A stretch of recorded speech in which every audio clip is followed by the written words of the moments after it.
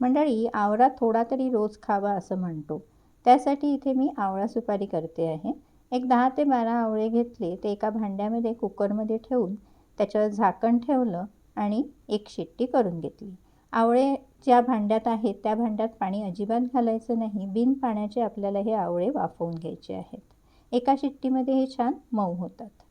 आता हे मऊ झालेले आवळे थंड झालेले आहेत, तर त्याच्यावर झाकण ठेवायचं आणि डीप फ्रीझरला 1 दिवस 24 तास आपण ते ठेवून द्यायचे. समजा 24 तासांनी आपल्याला वेळ नाही मिळाला तरीसुद्धा हरकत नाही. 2-3 दिवस ते तसेच राहिले तरी काही प्रॉब्लेम होत नाही.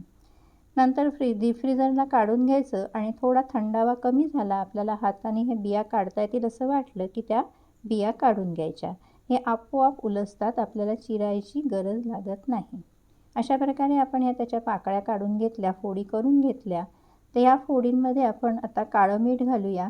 इथे तुम्ही मीठ, जिरेपूड, हिंग हे सुद्धा घालू शकता. मी इथे फक्त काळं मीठ घातलेलं आहे. आता हे व्यवस्थित काळं मीठ त्याला चोळून घेतलं फोडींना आणि पसरवून आपण उन्हामध्ये हे 2 ते 3 दिवस सुकवून घ्यायचे आहेत. अगदीच ऊन नसेल तर पंख्याखाली आपण घरात ठेवलं तरी चालेल.